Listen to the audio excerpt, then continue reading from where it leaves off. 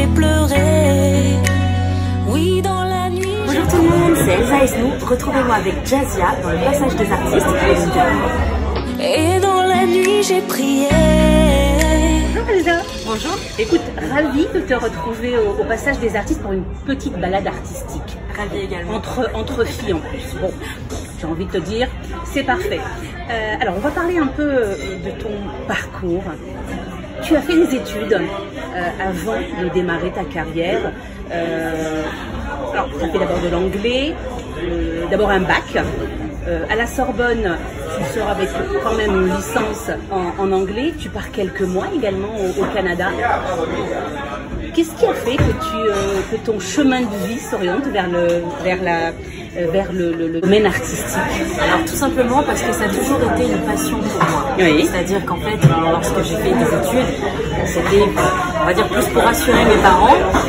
Parce que moi, c'est vrai que je me suis jamais trop éclatée, on va dire, à l'école. Moi, je vois toujours la tête ailleurs, dans mon univers, dans mes créations, la musique, tout ce qu'on veut, mais pas dans les études, quoi. Donc on va dire que je les ai faites, c'est ça, pour rassurer ma famille, parce qu'elle ne venait pas d'un milieu artistique, et ils me disaient, mais ça, comment tu veux y arriver? On peut pas t'aider, nous. Parce que aussi pour des gens, si vous voulez, qui sont extérieurs à ce milieu-là, ils pensent aussi que ça ne marche que par piston. Il y en a beaucoup, c'est vrai, mais bon, il n'y a pas que ça non plus. Mais bon, donc du coup, bon, j'ai dû passer en plus plein de castings. Donc en plus, en dehors de mes études, je passais beaucoup de castings parce que moi, j'ai jamais voulu laisser tomber ce rêve. Que moi, j'ai fait mes études, j'ai fait effectivement tout ça pour m'assurer un métier. Donc avec la licence d'anglais, je pouvais éventuellement me dire, tiens, je peux être hôtesse de l'air parce que j'ai fait donc des études aussi pour ça. J'ai mon diplôme d'hôtesse de l'air. Mais c'est vrai que je me suis dit, avant de vraiment partir dans les avions, où là, je suis sûre que, parce qu'il faut pas non plus, on va dire, se présenter à faire un métier pour lâcher 2 mois après. Donc je me suis dit, je vais me tenter une dernière fois un casting, et si là vraiment j'y arrive pas, je vais partir dans les avions. Mais j'avais une petite boule au ventre parce que je me suis dit que je vais laisser tomber mon rêve, et j'ai continué de m'accrocher, et ça a été le dernier casting, celui des Mystères de l'amour, qui fait que j'ai été exaucée, merci la vie, qui fait que je peux faire ce que j'aime aujourd'hui.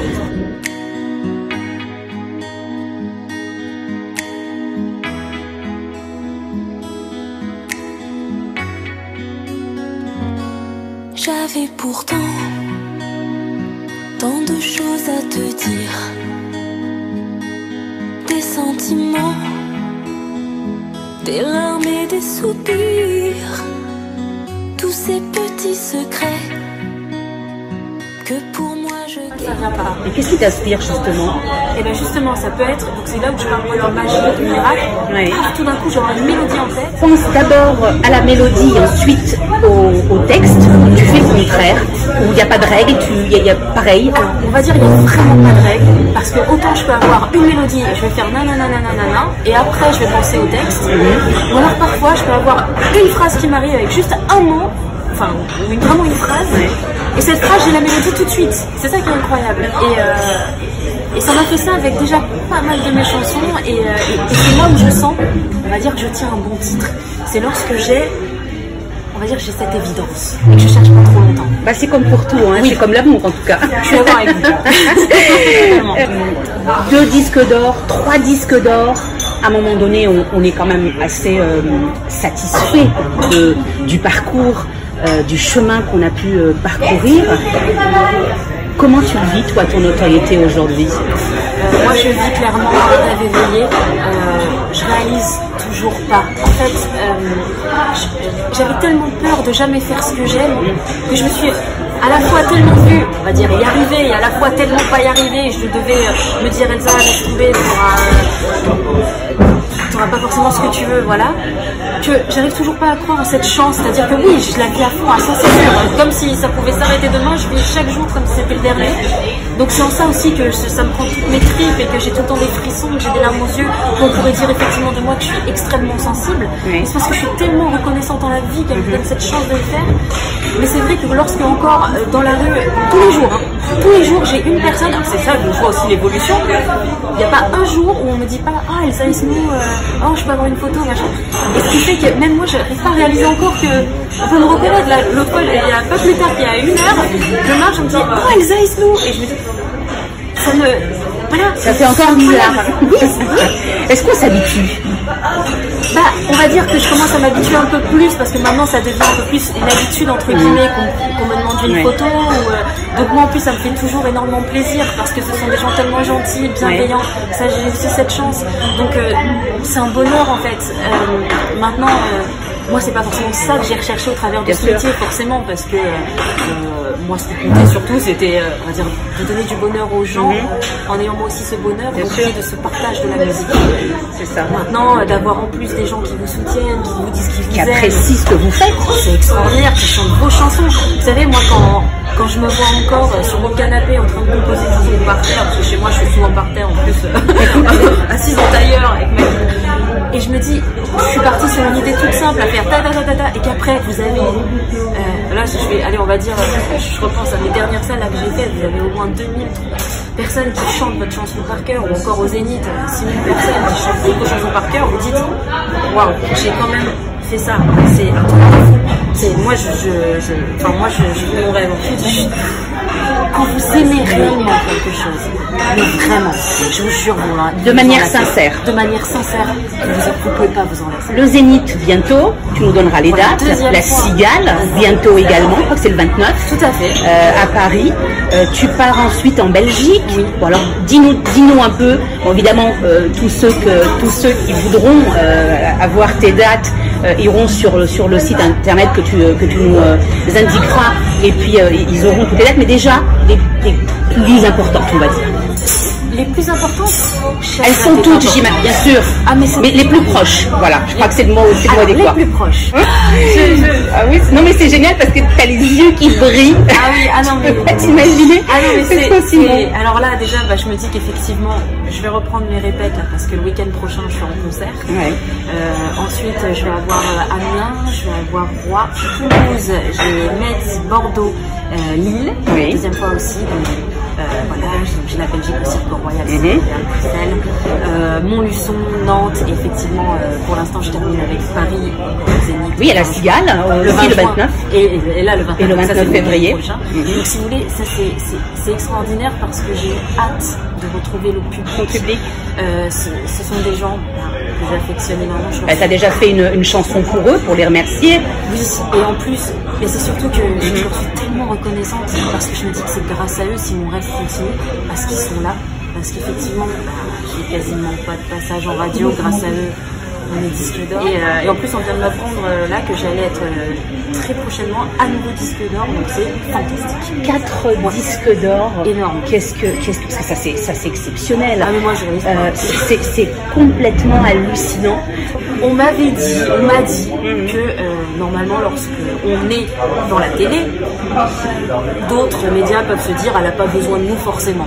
Mais je suis pas d'accord avec ça. Je pense que ça c'était peut-être à une certaine époque, mais maintenant il suffit juste on va dire d'avoir le temps de prendre le temps de se faire connaître. Tout simplement. Et puis ça viendra. Et puis si ça vient pas, ça vient pas. Moi, vous savez, à l'heure d'aujourd'hui, voilà, encore une fois, le public est là, il est présent, il se déplace dans les salles. Il faut le faire parce que aujourd'hui tout devient assez exceptionnel d'acheter encore des albums parce qu'on sait à quel point, hélas, avec l'industrie du disque et aujourd'hui est en baisse à cause des téléchargements illégaux, etc. Donc vous avez encore des gens qui ont cette âme de se dire on va acheter la musique, on veut avoir le produit, le disque chez nous. C'est énorme. Donc aujourd'hui c'est énorme.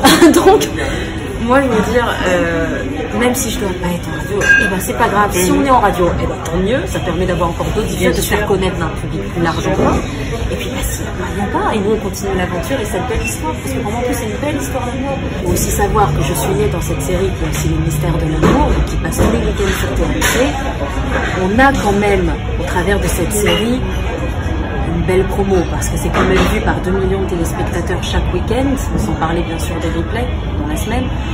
Donc si vous voulez, il y a quand même aussi ce moyen de promouvoir aussi ma musique au travers de mon personnage, Fanny Grayson, la petite chanteuse que j'interprète, et ma musique passe aussi en générique de fin parce qu'elle a plu aux gens et qu'il y a eu beaucoup effectivement de mouvements sur les réseaux sociaux pour en arriver là. Et ça a été fantastique. C'est pour ça que je vous dis que je dois tout au public parce que c'est eux qui m'ont fait grandir et qui ont fait aussi que mon producteur, même s'il m'a dit dès le départ, Elsa, donc Jean-Luc Azoulay, lorsque je t'ai rencontré, j'ai voulu tout de suite faire de la musique avec toi.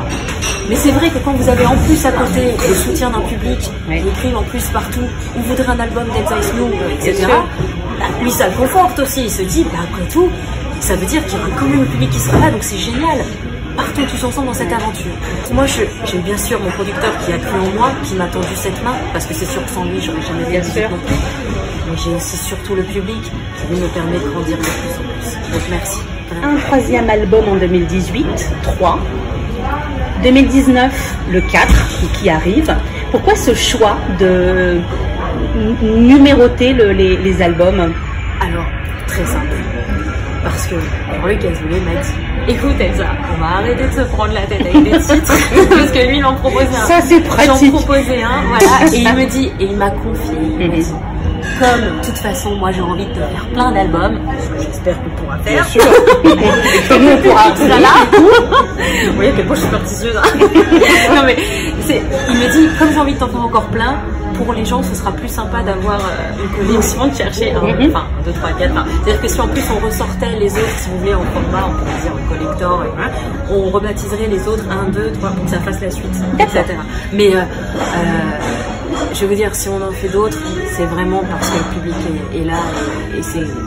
Donc j'espère qu'on pourra en faire plein. Et que surtout, toi, tu prendras aussi autant de plaisir que les 3 précédents. Androgyne, oui, on en parle. Dis-moi, pourquoi ce sujet? Est-ce que c'est quelque chose qui te touche? Ou qu'est-ce qui t'a inspiré pour cette chanson? L'actualité, qu'est-ce qui a fait que? Alors en fait c'est très simple. Bon, moi déjà j'avais écrit Le Crime de s'aimer, donc on a fait un clip autour de ça et du coup ils ont lancé un casting, on cherchait des gens avec différents looks, différents styles et il y a eu donc une comédienne qui était dans ce clip qui maintenant est dans les mystères de l'amour, qui a le rôle d'Alex. C'est une fille, on peut dire androgyne, et du coup ce qui s'est passé c'est que comme il y avait son retour qui était prévu dans la série, parce qu'elle est partie pendant un moment, elle est revenue, et on en parlait avec Jean-Luc Azoulay, et moi je disais, moi j'adore le look androgyne, je trouve ça génial, enfin c'est top de pouvoir à la fois être, on pourrait dire, soit garçon, féminin, féminine, parce que moi je trouve ça génial, donc et en fait on en a parlé, on s'est dit tiens on pourrait faire une chanson, c'est parti comme ça, et moi j'ai dit, et moi j'aimerais trop une chanson à la Mylène Farmer, et tout, et on n'avait pas encore abordé ce sujet, et du coup et on est parti comme ça, et moi j'ai dit je voudrais une chanson en plus donc vraiment à la Mylène Farmer, puis électro et tout, je voulais vraiment et ça a donné Androgyne, et j'adore, et je suis contente d'avoir fait cette chanson. Enfin, c'est Jean-Luc Azoulay qui l'a écrite, c'est Jean-François Trouille. Et j'adore sa laisse. Mais c'est vrai que c'est parti sur une idée ensemble. Si on devait se projeter dans une dizaine d'années, tu te verrais faire quoi? Si on te donnait pas le choix, soit comédienne, soit musicienne, est-ce que tu pourrais aujourd'hui faire un choix? Alors, c'est évident que je ne voudrais pas faire un choix, parce que j'ai commencé avec les deux, vraiment. Maintenant, enfin quand je dis que j'ai commencé, oui, on va dire, à exister, c'est sûr. Et puis ce sont mes deux passions. Mais si vraiment je disais, tout sous la gorge, je dirais la musique, parce que tout simplement la musique, je suis moi-même, c'est Elsa Snow, et c'est pas un rôle que je joue, et en plus c'est pas ça, mais honnêtement, pouvoir créer ses propres chansons, c'est comme mes bébés en fait. Donc d'écrire des chansons, je trouve ça fantastique quand les gens ils les rechantent après et qu'ils me disent merci d'avoir écrit ça, et tu mets des mots sur ce que je ressens, tu mets des mots sur mon histoire. Donc en fait c'est mon moyen d'être en communication avec le public, avec mes chants, et j'ai besoin de ça. Et j'ai besoin aussi de dire aux gens que je ressens la même chose qu'eux. Ça c'est important. Dans ton futur album, que je souhaite également disque d'or, j'ai envie de te dire, il y aurait quoi? Est-ce qu'il y aurait encore de l'amour? Il y aurait d'autres sujets? Est-ce que ce sera différent? Est-ce que tu partiras encore sur des choses qui te touchent particulièrement? Est-ce que tu y penses?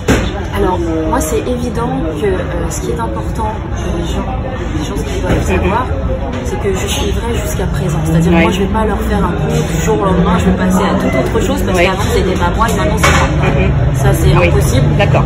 Tout ce que je fais, j'assume, j'aime ce qu'on fait jusqu'à présent, parce que même si au départ, ça je l'avais confié aussi, qu'il y avait 2-3 chansons que mon producteur voulait me faire chanter, j'étais un peu moins fan parce que c'était moins mon style. Au final, c'était lesquelles qui te correspondaient le moins? Les chansons un peu ce que j'appelle dites rigolotes, c'est-à-dire que des chansons style un peu le doigt dans l'œil, un peu pour qui tu me prends, qui est des parts, c'est vraiment des chansons, on va dire rigolotes pour moi, et qui sont moins, on va dire, pour moi mon style, qui t'interpelle un peu moins, qui te touche. Voilà, parce que pour moi on va dire que ça me touchait moins, j'ai plus besoin d'avoir des choses un peu plus, peut-être un peu plus dures, un peu plus, voilà. Mais au final, on va dire que j'étais très heureuse de les faire parce que honnêtement, quand je voyais en plus à quel point elles fonctionnaient en concert et que je me suis éclatée à les faire tout simplement. Je continuerai de parler d'amour parce que moi ça reste de toute façon mon sujet de prédilection. Je ne fonctionne que comme ça, c'est-à-dire que je sois heureuse ou malheureuse.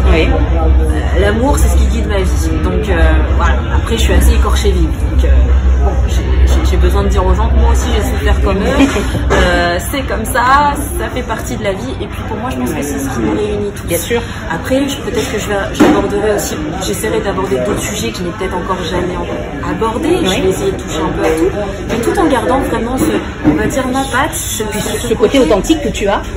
J'ai besoin de ressentir. Si je ressens pas, quand je suis en concert et que parfois j'ai ce côté donc trop sensible qui remonte et puis tout d'un coup je vais me mettre à pleurer parce que le public m'a précédé pour les paroles. C'est-à-dire que là ce qui s'est passé dernièrement, j'ai eu les 3 notes de ma chanson qui ont commencé, c'est la chanson Dans le miroir, qui parle effectivement de celle que j'ai écrite, qui parle de mal dans sa peau, les gens qui ont des complexes quels qu'ils soient.